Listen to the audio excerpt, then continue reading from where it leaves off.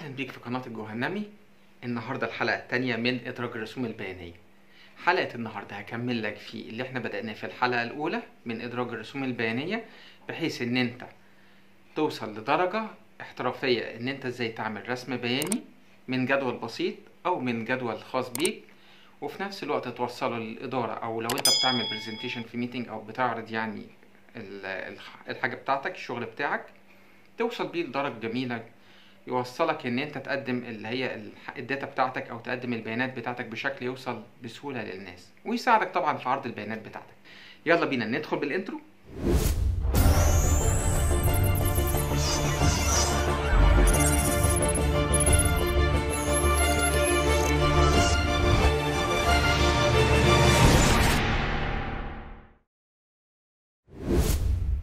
في الحلقة اللي فاتت من إدراج أشكال البيانية أنا كنت شرحت لك اللي هي السلايزر، ولسه كنا بنكمل فيها. حلقة النهاردة هنكمل اللي هي الجزء الخاص بالسلايزر، وهشرحها لك بطريقة متقدمة كمان شوية. وصلنا لهنا بالنسبة للجدول أو بالنسبة للشكل البياني بتاعنا. لو انت واخد بالك ان هنا انت تقدر تلعب فيها زي ما انت عايز، ان انت مثلا المنطقة المبيعات هنا مثلا تقوم حاططها هنا فيتغير الشكل بتاعها مثلا بالفلتر، مثلا بالمبيعات. المنطقة انت عايز تفلترها من هنا، او مفيش مشكلة نقوم مدخلين اسم المندوب هنا. واخد بالك طبعا هي هنا مش باينة قوي عشان السلايزر. ممكن انت بقى من هنا تلعب لعبة جميلة قوي. تقوم انت جاي على المبيعات وتقوم دايس على السهم اللي تحت ده، لو في مبيعات ناقصة حددها، والمنطقة لو في منطقة ناقصة حددها، وبرضو المندوب نفس القصة، لو في مندوب ناقص اهو زي ما انت شايف كده هتقوم عامل سيلكت اول، تقوم دايس اوكي، هتلاقيها مظهرة تمام. انت ممكن تقوم حاطط المنطقة مرجعها تاني وشايل المندوب، مش عايز المندوب، هتلاحظ ان هو ظهرها لك بالشكل الجميل ده. طيب ده بالنسبة للجزئية اللي هي الخاصة بايه، بالشكل البياني. طب ندخل على السلايزر تاني. هتلاحظ ان هنا لو انت دخلت على السلايزر ودوست عليه ظهرت لك تابة بتاعة السلايزر او قائمة السلايزر، وتقدر من هنا تغير السلايزر دي باللون اللي انت عايزه، تعملها مثلا بالشكل ده براحتك زي ما انت عايز. وطبعا تقدر تجيب السلايزر من هنا تغير الاسم بتاعه، هو طبعا مكتوب اسم المندوب. طب لو احنا غيرنا مثلا السلايزر وكتبنا ايه، شلنا اسم دي وعملناها المندوب، دوسنا اوكي، خدت بالك ان هو هنا عملها لك ايه، المندوب. يعني انت من هنا تقدر ان انت تغير السلايزر دي باللون ده، السلايزر دي وليكن باللون الجميل ده، والسلايزر دي وليكن باللون ده. انت كده قاعد تلعب في السلايزرز بتاعتك زي ما انت عايز. وتقدر طبعا لو انت نازل على دي تقوم عاملها بنفس القصة، bring to front اهي،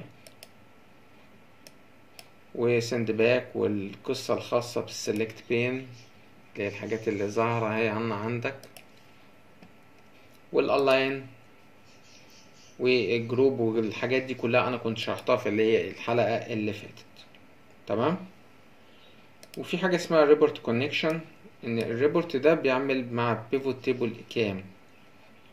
ركز ان هو هنا مربوط بالبيفوت تيبل 28، علشان كل سلايزر من دول ممكن ان يبقى عندك سلايزر مربوطة بحاجة وحاجة تاني، وتقدر تعمل كونكشن ما بينهم تمام. لو انت خدت بالك بمجرد ان انا دوست على الجزئية الخاصة بالشرط بتاعك، هو فاتح لك الحاجات اللي هي الخاصة بيه. نرجع لي اللي هي البيفوت تيبل انالايز، وفي حاجة اسمها insert timeline. لو انت ضغطت عليها وقمت دايس التاريخ مثلا هيقوم مدخلك اللي هي ايه، الحقبة معينة مثلا من التواريخ وليكن دي، تقدر ان انت ايه تشتغل عليها. واخد بالك انت من القصة دي، ان انت بمجرد غيرت التاريخ في الحقبة نفسها هو بيغير لك دايناميكلي او بطريقة تلقائية الجزء اللي هو الخاص بيك. يعني انا عايز اشوف مبيعاتي في شهر فبراير من المناطق، تقدر ان انت تجيبها بالشكل ده، تقدر تزودها من هنا بص، واخد انت بالك مجرد ان انت كبرت الرينج بتاعك من هنا، ان هي ظهرت لك اللي هي الموضوع كله. وطبعا هنا برضو نفس القصة، بتفتح لك تابة التايم لاين. اي حاجة انت بتعملها في الاكسل لازم تتعلم ان هي ليها تاب جديد او قائمة جديدة بتظهر. يعني قائمة مثلا التايم لاين اهي، تظهر لك التايم لاين. دوست هنا حضرتك على السلايزر، فتحت لك السلايزر بالقائمة بتاعتها. دوست هنا على البيفوت شارت، فتح لك البيفوت شارت. وخد بالك ان هنا البيفوت شارت بيتعمل بطريقة ديناميكية. لو انت غيرت اي حاجة عند حضرتك في الجدول اللي هو مثلا بتاعك، وليكن ده، لو انت غيرت فيه اي حاجة هتتغير معاك اوتوماتيك على طول في البيفوت شارت بتاعك. فانت خد بالك من النقطة دي، ان هو بقى شغال حاجة دايناميكلي، مش زي الاول ان هو لازم يعني كان عقيم لا، دلوقتي الاكسل اتغير وبقى متطور اكتر. نيجي هنا على البيفوت شارت، ونيجي مثلا وليكن هنا، انت لو انت عدلت بيان وانت شايف ان الجهاز بتاعك مع بلوش، تقدر تعملها من هنا ريفرش اول، تقوم عامل ريفرش اول. في بعض اللي هي الشيتس وليكن الداء، طبعا هي مش ظاهرة هنا علشان الشيت ده شيت خفيف بالنسبة للاكسل، لكن في بعض الناس بتبقى عندها مش آلاف البيانات، بتبقى عندها ملايين البيانات، وبتلاقي الجداول جداول، وتلاقي هنا كذا حاجة مسمعة من دي في دي في دي في دي. المشكلة كمان ان هو بيبقى شغال على جهاز بطيء، فبيحصل في بعض الاحيان باجز كده، ان هو ايه، ان هو بيعمل رقم فبتلاقيه مش مسمع. فمن هنا بقى من الريفرش دي بتقوم انت عامل ريفرش، قلت تلاقي الداتا كلها، ده اخد من ده مثلا، وده عمل كذا، كل الاوبشنز اللي انت عايزها جابت من هنا. طيب انت مثلا لو انت عايز تغير البيانات السورس بتاعها، بتغيره من هنا اللي هي تشينج داتا سورس. تمام. بدل ما تعمله هنا مثلا، تقوم مقلل اللي هي الجزئية دي، او تقوم نقله في تيبل تاني. او لو انت مثلا زودت التيبل ده وهو ما اخدش اللي هي ايه، ما انت شايفه ان هو ما اخدش، يعني انت زودت هنا شوية بيانات، تمام، هو ما اخدش البيانات دي لأي سبب إن كان، مثلا ان الجدول نفسه ما سمعش او كده، تقدر من تشينج سورس، تقدر تقوم انت منزل بقى، واخد البيانات كاملة ومنزلها. ضفت عواميد هنا مثلا وهو ما اخدهاش، تقدر برضو من ضمن الحاجات اللي انت تقدر تجيبها. فالخطوة دي بتسهل لك حاجات كتير قوي.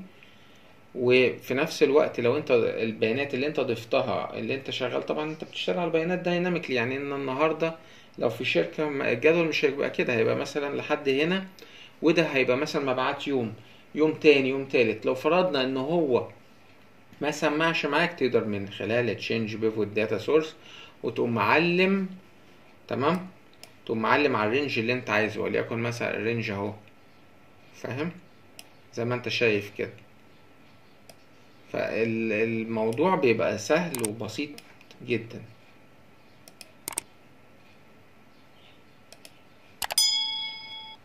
في طبعا عندك حاجة اسمها كلير اول، ان انت تشيل كل الكلام ده، حلو. او كلير فلترز، لو انت عندك مثلا حاجات متفلترة دوست عليها اهي، شالك الفلتر زي ما انت شايف الفلاتر اللي انا كنت معلم عليها، رجع لك كل حاجة للديفولت نفسها. وتقدر بعد كده تعمل ريفرش اول زي ما انت عايز. موف شارت طبعا انا كنت شرحتها، اللي هي ان انت تقدر تنقل الشارت بتاعك لاي شيت من دول، او ان هو يتعمل في نيو شارت، نيو شيت من هنا. وطبعا فيلد وايتم، كالكوليت فيلد، دي كلها حاجات متقدمة هبقى اشرحها لك، اللي هي الخاصة بالفيلد والفيلد باتنز، تمام، هبقى اشرح لك اللي هي الجزئية دي. اخر حاجة معانا الفورمات، زي نفس فكرة الفورماتس اللي هي اللي موجودة في كل اي حاجة انت عايزها، هي نفس الفكرة، مفيهاش اي جديد يا جماعة. الشيبس فيل، الشيبس اوتلاين، الشيب افكت، اعتقد ان اتشرحت في حلقات كتير، يعني ان احنا ممكن ان احنا يعني اللي عايز يعرف اي حاجة خاصة بيها ممكن يتفرج على الحلقات اللي هي اللي فاتت، او يبص عليها في الاول. تمام. ده بالنسبة اللي هي الجزئية دي. ده اللي هما الثلاث حاجات الخاصين بالشارت، تمام، وطبعا انا قلت لك ان من هنا تقدر تختار الشارت اللي انت عايزه. يعني لو انت مثلا حابب مثلا تختار اي شرط، وليكن